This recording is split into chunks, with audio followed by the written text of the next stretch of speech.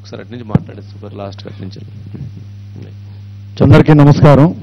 ముందుగా మహాన్యూస్ CEO గారైనటువంటి వంశీ గారికి మరియు యాజమాన్యంకి ఇక్కడికి విచ్చేసినటువంటి వివిధ పార్టీ నాయకులకు అందరికీ కూడా పేరు పేరున ధన్యవాదములు.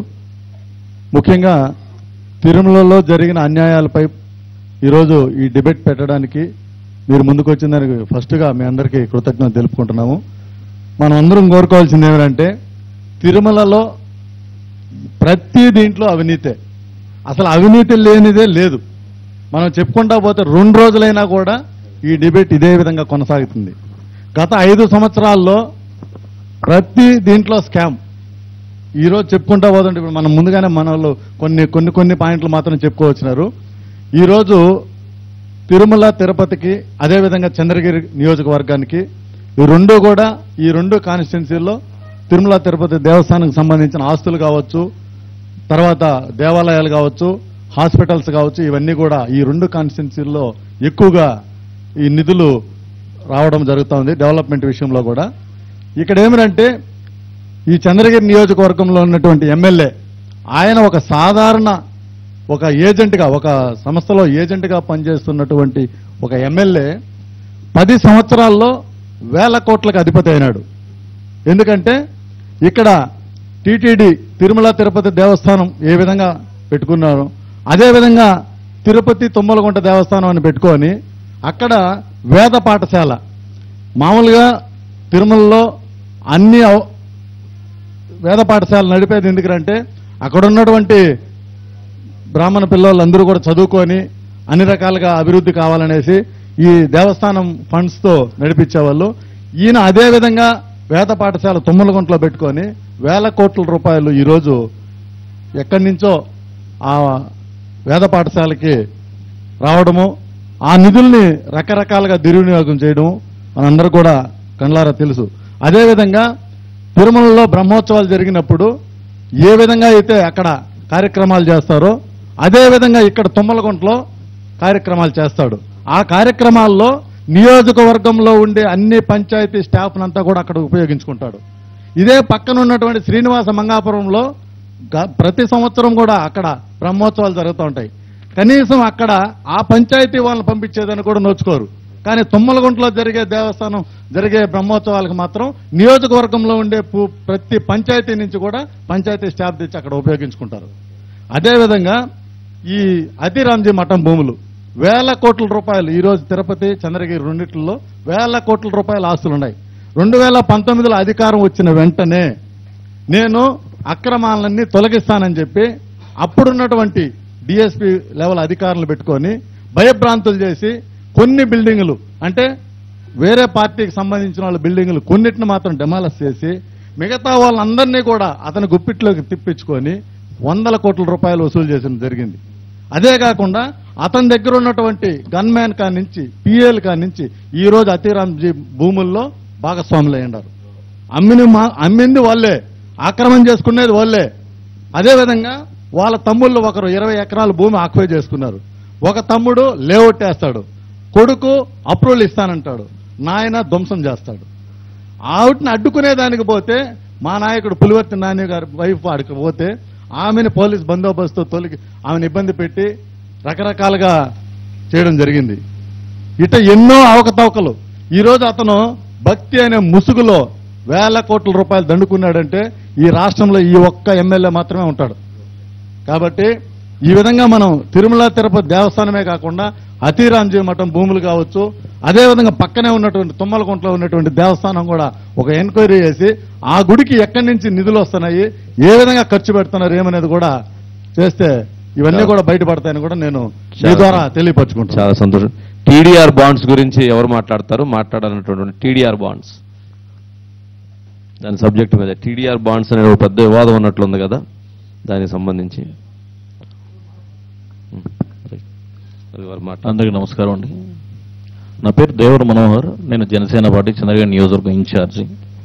చాలాసేపటి నుంచి వెయిట్ చేస్తున్నా, కానీ నాకు ఆప్షన్ రాలే. బట్ ఫైనల్గా నేనే తీసుకోవాల్సి వచ్చింది. మొట్టమొదటిగా మీ అందరికి కూడా కానీ అంటే జర్నలిజం ఒక 4 పిల్లర్లు ఉంటాయి. దాంట్లో బెస్ట్ పిల్లర్ జర్నలిజం అండి.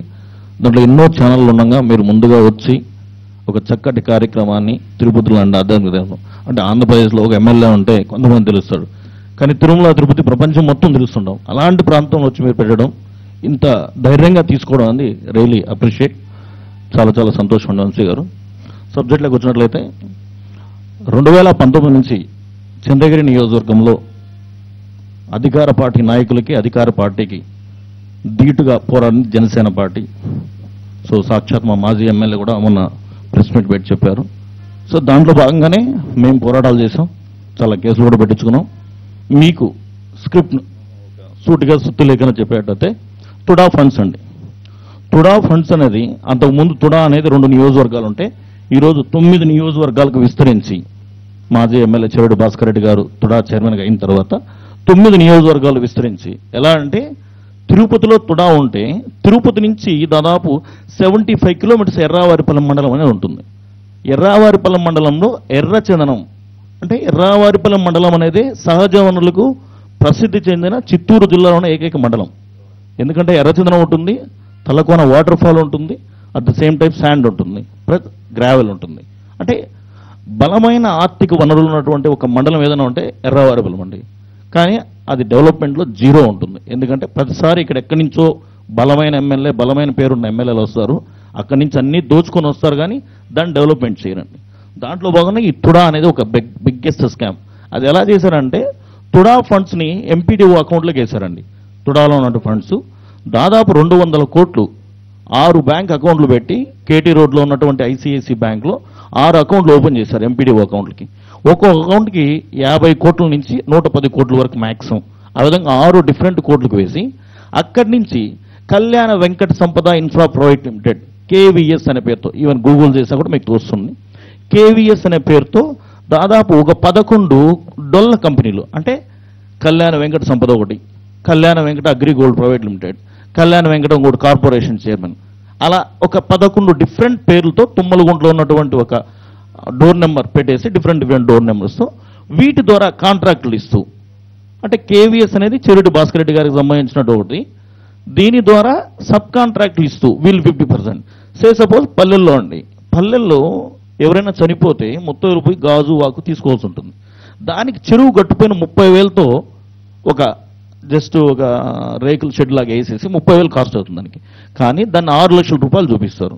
6 లక్షల్లో 3 లక్షల రూపాయలు కళ్యాణ వెంకట సంపదకు పోవాలా, 3 లక్షల రూపాయలు వీళ్ళతో పాటు రాజకీయ నాయకులకు పోవాలి.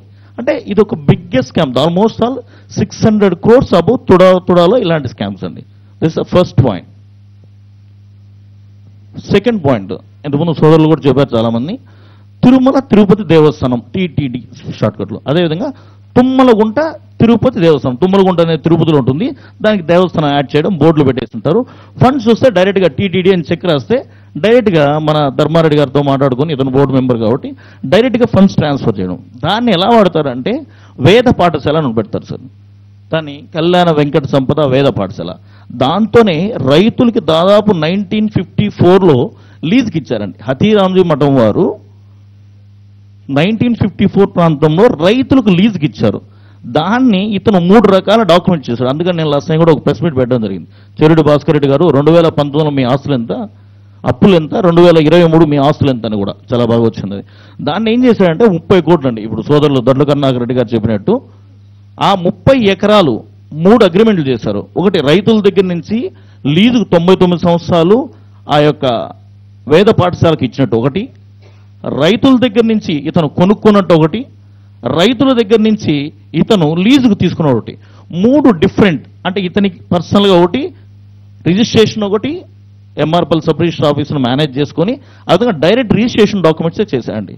అంటే ఆ 30 ఎకరాలు, అంటే ఇప్పుడు ఏదైతే దాని ముందు రాక పేదలు ఒక ఇండ్లు కట్టుకున్నారు 30 ఎకరాలు 50 ఎకరాలు, వాటన్నింటిని కొట్టేసి అక్కడికి డైరెక్ట్గా ఒక స్కూలు హాస్పిటల్ లాగా పెట్టేదానికి చెవిరెడ్డి భాస్కర్ చేసి ఆ 30 ఎకరాలు, అంటే హతీరాంజీ మఠం భూములు తిరుపతిని ఆనుకొని 400 ఎకరాలు ఉన్నాయండి. 1640 అంకణాలు ఉంటే ఈ రోజుకి 344 అంకణాలు ఉన్నాయండి. హతీరాంజీ మఠం 1300 ఎకరాలు ఎగిరిపోయినాయి. సాక్షాత్తు మీరు చెప్పినట్టు ముంబై స్కామ్లో కొట్టు సత్యనారాయణ గారు దేవాదాయ శాఖ మంత్రి, కొట్టు సత్యనారాయణ గారు లాస్ట్ గవర్నమెంట్లో దేవాదాయ శాఖ మంత్రి, ముంబైలో ఏదైతే 2000 కోట్ల స్కామ్ జరిగిందో దాంట్లో ఇక్కడ ఏవోగా వచ్చారండి. పెనుబొండ క్రోలుకి ఏవో రమేష్ నాయుడు అని ఉంటాడు. అతను is equal to revenue department. MRO డిపార్ట్మెంట్లో ఎంఆర్ఓగా పనిచేశారు. రెవెన్యూ డిపార్ట్మెంట్ ఎంఆర్ఓ స్థాయి వ్యక్తి. అతన్ని తీసుకొచ్చి ఐఏఎస్ లాగా అడ్మినిస్ట్రేటివ్ ఆఫీసర్ని వేశారు. ఎవరు? లాస్ట్ గవర్నమెంట్ కొట్టు సత్యనారాయణ గారు, ఇంకా ఎండోమెంట్కు సంబంధించిన అన్ని అధికారులు కలిసి అతన్ని తీసుకొచ్చేసి అతని ద్వారా సర్వే నెంబర్ 13 కావచ్చు, 15 కావచ్చు, 17 కావచ్చు, 475 కావచ్చు, 246/2 కావచ్చు, ఈ విధంగా సర్వే నెంబర్ని చెప్పుకుంటా పోతే దాదాపు 150 నుంచి 200 ఎకరాలు, 150 నుంచి 200 ఎకరాలు ఈ సర్వే నెంబర్లో వీళ్ళు మఠం పేరుతో దోచేసినటువంటి స్కామ్ అండి ఇది. నెక్స్ట్ దీనికన్నా ముందు అంటే తుడా ఫండ్స్ స్కామ్ అవుతే, తిరుమలగుంట తిరుపతి దేవస్థానం రెండో స్కామ్ అవుతే, మూడో స్కామ్ మఠం బావులు అవుతే, నాలుగో స్కామ్ 22A అండి.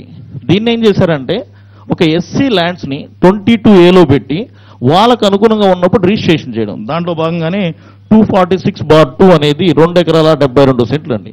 హైవేకి ఆనుకుని ఉంటాయి. ఇవన్నీ కూడా కానీ వందల కోట్ల విలువ చేసే భూమ్స్ అండి. ఇవన్నీ కూడా కానీ 22A. దీంట్లో కిరణ్ అని ఒక ఆర్డీఓ అండి. కిరణ్ ఈజ్ ఆర్డీఓ స్థాయి అధికారి.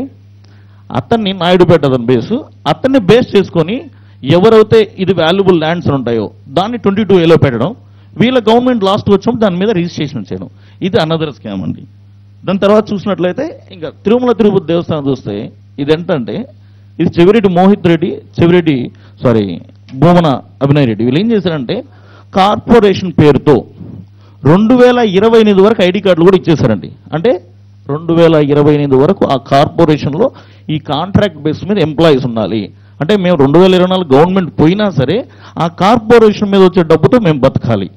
కాంట్రాక్ట్ బేసిస్ వాళ్ళు ఎలా ఆలోచిస్తారంటే సరే నేను ఒక 5 years 10 years చేస్తున్నా, పర్మనెంట్ చేస్తున్నా కదా అని ఉన్నప్పుడు వాళ్ళని ఆసరాగా చేసుకొని మీకు కార్పొరేషన్లో చేరండి, మీకు 10 లడ్లు ఇస్తాం నెలకి, ఇలా అని కార్పొరేషన్ జాయిన్ అయ్యి 2028 వరకు వాళ్ళకి ఐడి కార్డులు కూడా ప్రింట్ చేసేసిండారు. వాళ్ళ ఐడి కార్డులో చూస్తే కూడా మీరు 2023 to 2028, 27 ఉంటుంది.